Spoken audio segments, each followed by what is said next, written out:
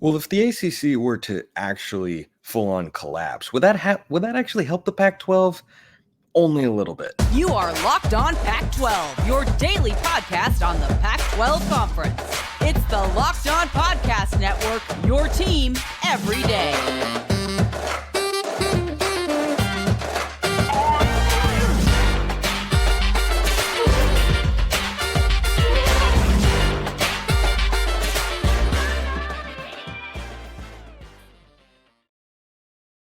Welcome, everybody, to another episode of Locked On Pac-12. I'm your host, Spencer McLaughlin. Thank you so much for making this your first listen or your first view of the day, part of the Locked On Podcast Network, your team every day, and your number one source to stay up to date with our media rights-free but Pac-2 dominated and beloved Conference of Champions. Like, comment, subscribe, rate, and review, please, and thank you wherever you listen to or watch the show, which today is brought to you by Game Time. Download the Game Time app, use code LOCKEDONCollege for $20 off your very first purchase. So ACC, Pac-12, Washington's dilemma, and some potpourri all coming up on today's show. But this possibility keeps getting kicked around because we don't have resolution yet on the ACC potentially crumbling because Florida State isn't very happy. They want out of the conference. And I don't think there's a lot of inherent logic in them actually wanting that. But the reality is, they are in that situation. They are publicly saying, yeah, we would like to be out of this conference. They're suing the conference, and we'll see if that comes to fruition. And if Florida State is able to leave, well, other schools could follow suit. You could see Miami try to get into the Big Ten of the SEC. You could see North Carolina. You could see, a Clemson, for instance, trying to, go elsewhere in this realignment world because of the ACC's grant of rights, which is all tricky. And there's a clause in 2027 and, blah, blah, blah, and everything like that. But let's let the courts figure that out. That's what the lawyers are there to do, is actually, make use of the billable hours and such. And I presume they're going to do their best to do that, especially on the Florida State side. But the ACC not going to just roll over there. But let's say the unlikely comes to fruition. I do think it's unlikely that Florida State is actually able to get out of the ACC. If it were possible, it might have been attempted in a more serious way before this. And I also think that they wouldn't face as many hurdles as they reportedly do face. So I think that that's the first thing to recognize there. I would also point out that in the course of all of this college realignment over the last couple of years, really, the unlikely scenarios have come to fruition on more than one occasion. So if you're the Pac-12, and really the Pac-2, Oregon State and Washington State, and you're looking to try to one day rebuild the conference, which I think is in their best interests. I think having the premier, non-power conference, and you can debate till the cows come home as to what constitutes a power conference in that particular conversation. You can look at building the best non-power conference as a distinct advantage as it pertains to college football in the 12-team era. In the world in which you were going to have 12 teams making the playoff and the highest ranked group of 5 conference champion.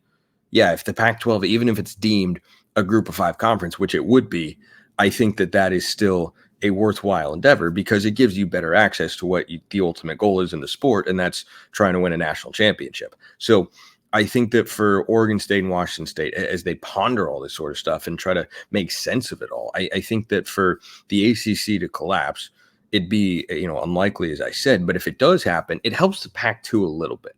It helps them a little bit, but not a ton, because the number of schools that could then become available to add to the conference, I think, is 3. I think there are, in reality, 3 schools that would suddenly become targets for the Pac-2 to add. And remember, this could all play out in the Pac-2's favor. The Pac-2 is not in a rush at this point in time to add schools to their conference. It's not, we got to find a league by February. We got to do it by June. They've got 2 years to try and figure this out. So they can just sit back, let the dominoes fall, let the landscape that has already screwed them to this point and put them in this precarious position. They can let that affect other schools and other teams and then decide, okay, here's how we act in our best interests going forward. And so for the Pac-2, the 3 schools that would make the most sense immediately are Cal, Stanford, and SMU. Now, SMU had a meeting with Pac-12 commissioner, who is still the commissioner of the conference, by the way. We'll talk about him later in today's show. George Kliavkoff, all the way back sometime in the haze of the summer. And so they had a meeting with him because they were an expansion target, as they should have been. And if you go back and listen to those shows, what I was lobbying for at the time was an expansion move of Boise State, Fresno State, San Diego State, and SMU. Those would have been my preferred four. Get the Pac back to 14 teams back when Colorado was still at least loosely interested in hanging around. But that time has, of course, come and gone, or has it? Because SMU has made it very clear their willingness to take count them as zero media rights dollars and just backfill it with donor revenue is, first of all, an insane proposition. But college sports, college athletics, colleges in general, there's a lot of money in play, but there's a whole lot at SMU. But it also represents the desire to be one of the big players. And SMU once upon a time was a big player in college football. They are not currently, though they just won the American Conference, which is a fantastic achievement, might I add. They should be in a New Year's Six Bowl, but they are not. And their willingness to go into the ACC for $0 in media rights revenue shows you they want to play at the highest level you can possibly find. If you're looking to build the Pac and the ACC is imploding, yeah, SMU is definitely on your list of teams to add, because that was always one of the top expansion targets. If that then becomes available, yeah, that's a team that you would absolutely go after. Cal and Stanford might not have any other place where they'd feel comfortable going. I mean, the Big Ten would be their desired home because of their academic standards, but that's clearly not going to happen. There was never any, I don't think, legitimate interest. Like, there was a vetting that was done of Cal and Stanford by the Big Ten, over the course of the summer and whatnot, over the last year and change. But I don't think that the Big Ten was ever serious about Cal and Stanford because they were making, football-driven realignment moves, which are still voted on by presidents, lest we forget. But I think that those three schools would all, for different reasons, make sense. And by the way, suddenly you'd be looking at a kind of stacked conference in there.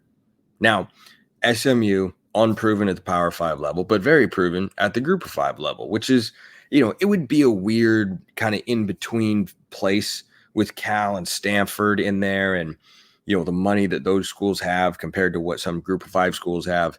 Yeah, those are Power 5 schools. They're going to play in a power conference, by the way. So if you can add 2 power teams and then a very prominent Group of 5 team, that's a move that would certainly appeal to you as the Pac. But if you were able to somehow, in this potentially, Heath Ledger Joker chaos scenario, get those 3 schools, 2 of them to come back and 1 of them to come into your conference, then suddenly a conference with those 2, you'd put SMU with Tulane, almost certainly.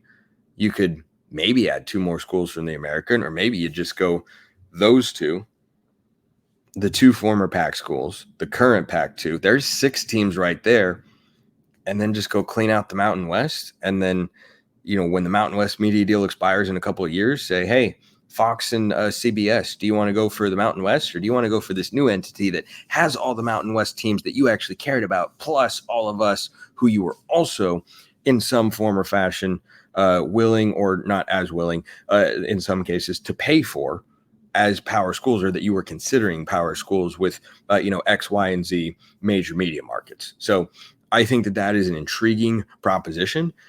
Does it, radically change the picture? No, I don't think so, because you don't have a football power that's coming in there. I mean, Stanford and Cal at the moment are bottom tier football brands in the Pac-12, though Cal just had not a winning season. They lost their bowl game, but they got into a bowl game. But they've been middle of the road, at best over the last 6-7 years under Justin Wilcox. So I think that it helps. It's marginal, the amount that it helps, but it certainly would be a move in the right direction. I don't think it guarantees, power status. I think that's perhaps an interesting conversation to have. But I think that for the Pac-2, that would be not a dream scenario per se, but it would be probably the best scenario available to them as the realignment dominoes continue to fall. They all fell in a big way in the Pac-12 back in August, and we've got some things to discuss on that particular matter. We've also got to discuss Game Time, because that is the best spot to get tickets to whatever next event you are going to go to, whether that's sports, music, comedy, theater, anything near you, you shouldn't have to worry when you're buying tickets to your next big event. And with killer last minute deals, all in prices, views from your seat, and their best price guarantee, Game Time takes the guesswork out of buying tickets. Game Time is the only ticketing app that gives you complete peace of mind with your purchase. See the view from your seat before you buy, so you know exactly what to expect when you arrive. And they've got deals right up to the start of the event, even an hour after it starts. They're always trying to save you money. Take the guesswork out of buying tickets with Game Time. Download the Game Time app, create an account, use code LOCKEDONCollege for $20 off your first purchase. Terms apply. Again, create an account, use code LOCKEDONCollege. That's LOCKEDONCOLLEGE for $20 off. Download Game Time today. Last minute tickets, lowest price guaranteed. Okay, so there was this fascinating piece in the Seattle Times that I'm going to get to the mailbag a little bit later in the show because there were some great questions on the ACC stuff, but I wanted to talk about this too because to say this was fascinating to say the least. The Seattle Times had, and Mike Varell contributed to the report, really, really well laid out, had a whole bunch of text messages and timelines and all this sort of stuff from, what went down back in August, how it went down in the communications amongst the powers that were, but no longer really are in the Pac-12. So Mari Cauce is the name that you have to know here. That's the president of the University of Washington. And she was a big subject of this particular article because she was at the center of the Pac-12's demise post USC and UCLA leaving. And that, is a narrative online that I don't see enough pushback on. So let me push back on it for just a moment. There are these, because of an article like this or, Washington and Oregon, they killed the Pac-12 and they did all this sort of stuff. Let us not forget the original culprit in all of this, USC and Fox.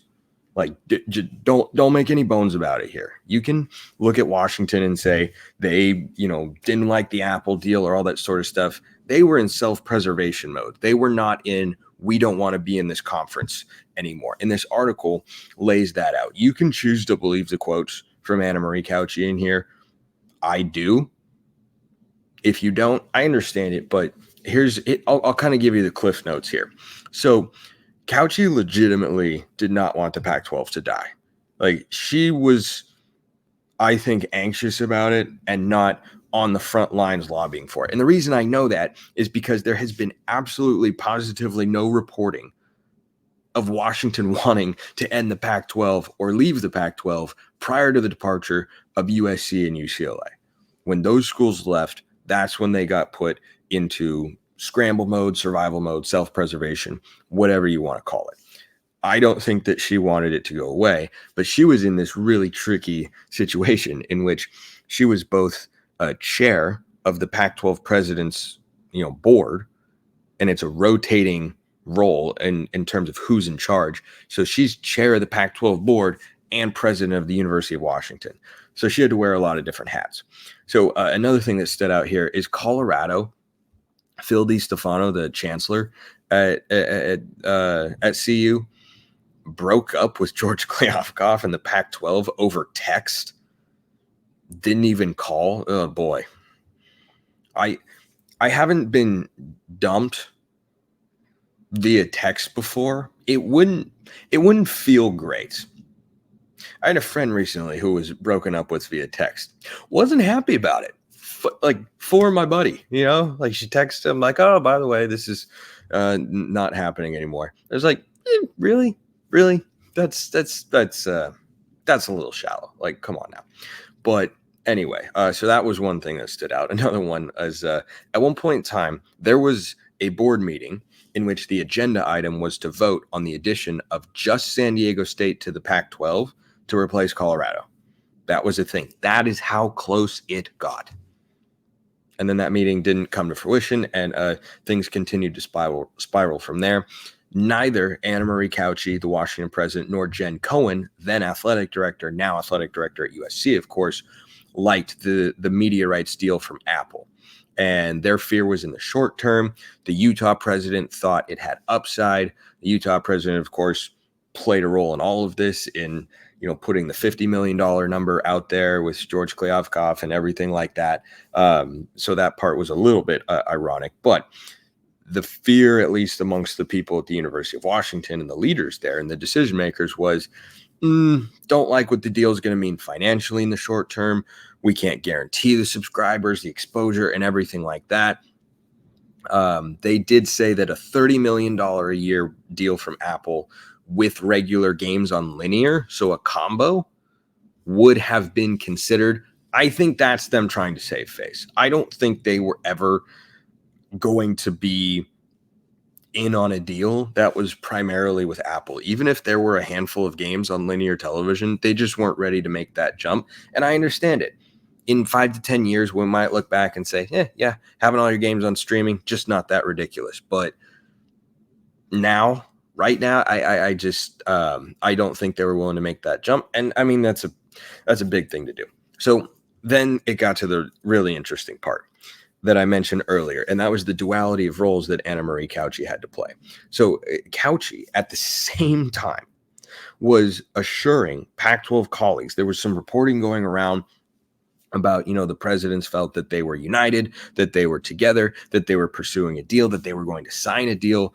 Cauce was one of the people going around and telling people, hey, we're together, we're good, we're going to, we want to make this work, we want to keep the Pac-12 going, while she was fielding offers from Apple, trying to maybe up the media rights valuation from their deal and reaching out to the Big Ten. That was happening all at once. I'm going to say that one more time.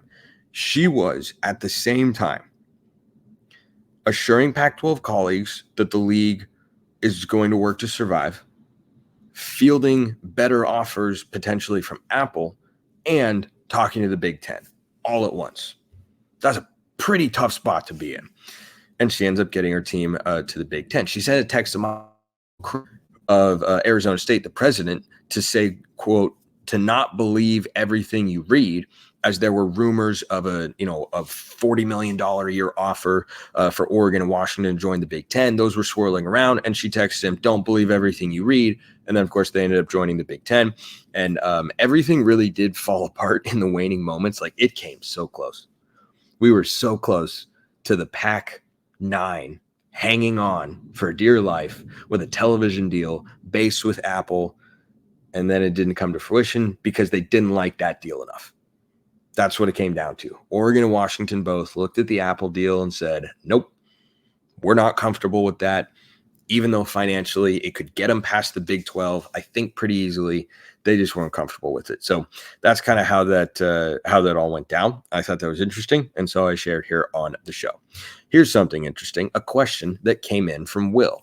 Spencer, I'd love to hear your opinion on this. What if the ACC breaks up and or loses teams? Pac-2 can join the remaining ACC and add San Diego State and Fresno State. Do not leave out Boise State in that conversation.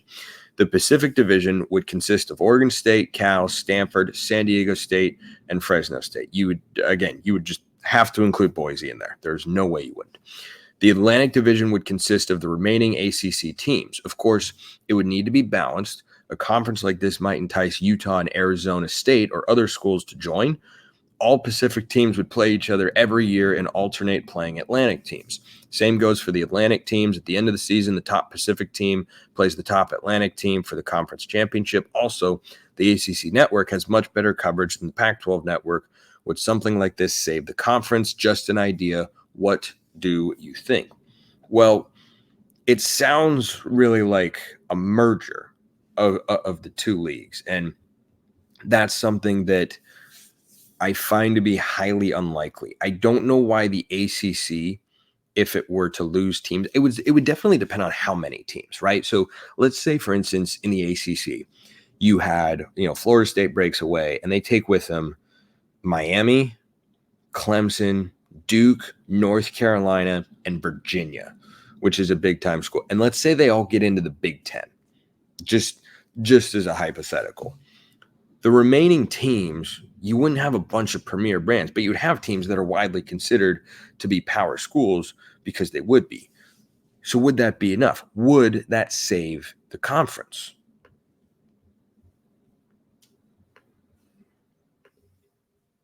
Well, I'll share more thoughts on that, as always, after I tell you that you can save bowl season. I don't think it needs saving, but to some people it does. You can do that and save the interest you've got for it over at FanDuel. As the weather gets colder, the NFL offers stay hot on FanDuel. Right now, new customers get $150 in bonus bets with any winning $5 money line bet. That's $150 if your team wins. If you've been thinking about joining FanDuel, there is no better time to get in on the action. The app is super easy to use. There's a wide range of betting options, including spreads, player props, over-unders, and more. This is seriously the best way to make bowl season more interesting. Some people think it's meaningless. I do not. I do not subscribe to that particular notion. USC thumped Louisville. I thought that had some implications in the college football world and the discussion of the greatest sport on earth. Just saying. It did. But if you didn't think so and you wanted to make it more exciting, FanDuel's a great way to do it. Visit FanDuel.com/lockedon. That's FanDuel.com/lockedon. Kick off the NFL season today. FanDuel, official partner of the NFL.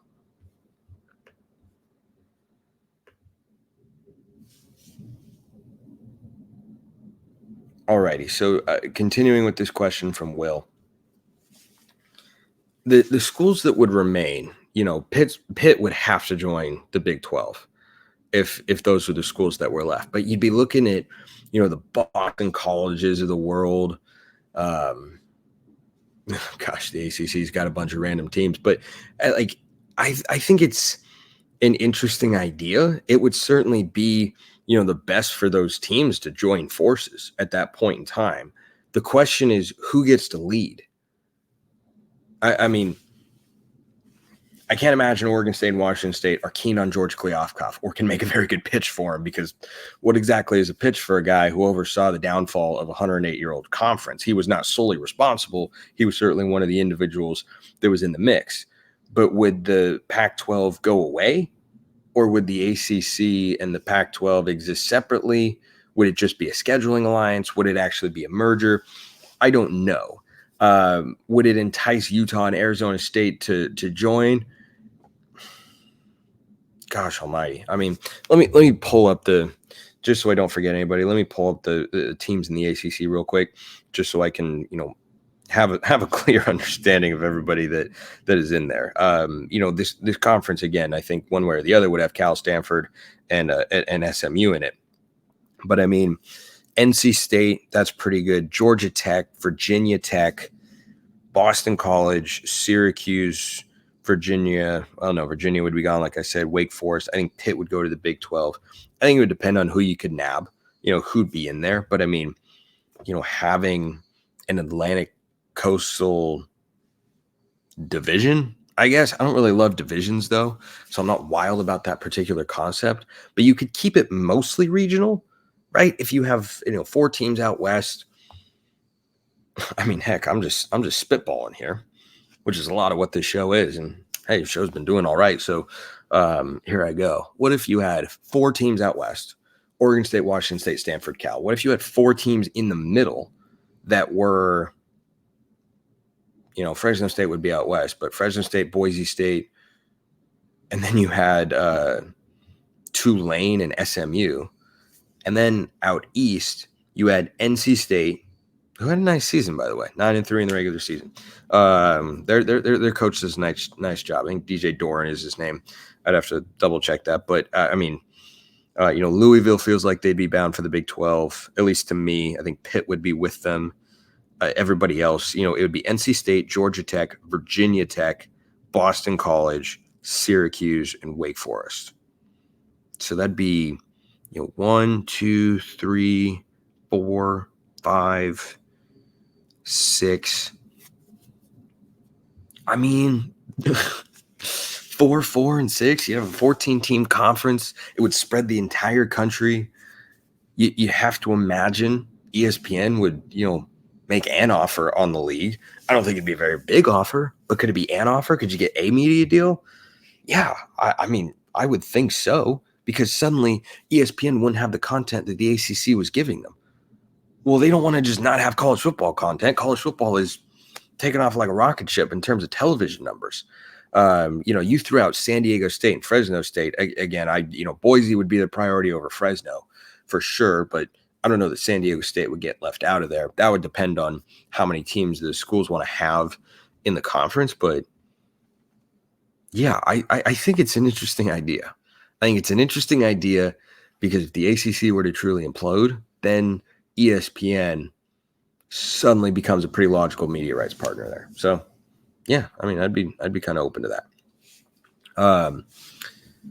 Hey, Spencer, here's a take. With the ACC crumbling, maybe 3 or more teams possibly exiting out of the AAC, the American Conference. Do you think the Pac-12 could be invited there to the ACC, to the AAC, or to the ACC, or is the AAC will be like the Pac-12 finished? Or will Cal and Stanford come back crawling and begging to the Pac-2?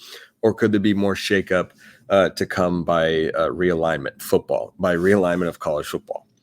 Bit of a jumbled question in there, but he's asking about the American Conference, kind of what role they play in all this stuff. So the Americans' most appealing teams at the moment are a combination of Tulane, Memphis, maybe South Florida, just because they're over in the state of Florida.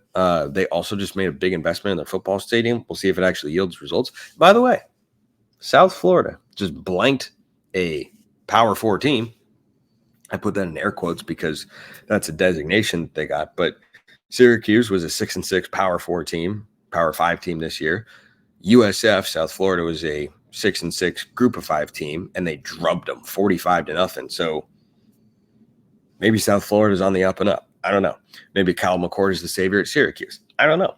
We'll have to find out. That's a fascinating conversation. But I think that for the American Conference, it's a league that has a commissioner, Mike Oresco, who was the commissioner of the Big East when it fell apart, football-wise way back in the day, which was a shame, but it still exists for basketball. But so, he understands the landscape of college football. He doesn't try to be something he's not. Mike Oresco is a good commissioner. He does a good job. He's got an Army Navy in there now, and having that game as a part of the league, yes, that's a moneymaker right there. People watch Army Navy. I watch Army Navy every year, and I did not attend a military institution. So I think that for the American Conference, they have some teams in there that, just came in from Conference USA, teams like UTSA, the Roadrunners, meet. And I think that they have some intriguing brands and markets that are still, kind of trying to find their footing and haven't quite done so just yet. But if you're the Pac-2 and you're looking to rebuild, there are teams in the American that appeal. And by the way, UTSA is one of them, because UTSA, good football program. Jeff Traylor, good head coach. So I think that for the American Conference, sorry if I'm getting like a little bit away from your question. I talked about some of it earlier, but if they have a couple of options out of the American Conference, you'd pursue that, particularly Tulane and maybe Memphis, depending on how the geography works. I like the idea I kind of came up with on the fly, thanks to a question from Will earlier, and that was West Coast, center of the country, East Coast. It's intriguing, to say the least. This question from Big Rig U. Another question. How about to move Boise State? Oh, how about the move Boise State managed to pull off with the 2024 scheduling agreement in getting both Oregon State and Washington State to Boise State for Boise State home games in 2024? Boise State folks have to be thrilled with that one. Yeah, so this is what I'm talking about. When there was a question earlier in the show that was mentioning San Diego State and Fresno State, but not Boise State. Boise State was going to leave the Mountain West once upon a time. Then they decided not to. And as a result, they got unequal revenue sharing from their conference. So they get a little bit more than everybody else because they bring in a little bit more. So this is the power of Boise State. They don't have a big major media market. There are not a lot of people in the state of Idaho to begin with. But Boise State's brand far outperforms their media market. It's just the way that it is and always will be because of what they were. Like, they're kind of the OG college football Cinderella. I mean, my favorite college football game to watch of all time was the 2007 Fiesta Bowl. It's the craziest game I've ever watched.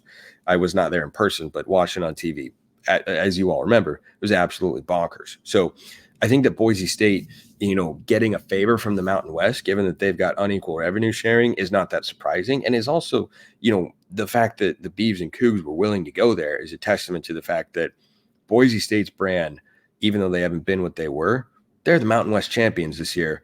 They've got their head coach now, and their brand remains very strong. And the respect and pedigree that program commands, that is not something that is just gone by the wayside. That still carries some serious cachet in college football. And I think that it's just, another example of that. But I think that going to Boise, not going to be easy. Historically never has been for many of Pac-12 teams. And it's not always easy to host Boise State either. But I think that Oregon State and Washington State both going there, could be a product of scheduling and past matchups because, Oregon State's been going there. I think they owed them a game, Oregon State perhaps did, from the 2022 season when Boise came to Reser. But then this year, Oregon State played San Diego State and San Jose State. So they might have owed them a return game. And then it happened to be that Washington State just, had that matchup in Boise rather than in Pullman. So, by the way, last thing, the Pac-12 is now 2-2 in bowl season. USC beat Louisville in the Holiday Bowl 42-28. For all the people that were saying, well, but Florida State, they beat Louisville. That's a 7-5 USC team with a backup quarterback. Beat Louisville by 2 touchdowns. I'm just going to leave it at that. Appreciate everyone listening. I'll see you next time. And until then, hope you have a wonderful rest of your day.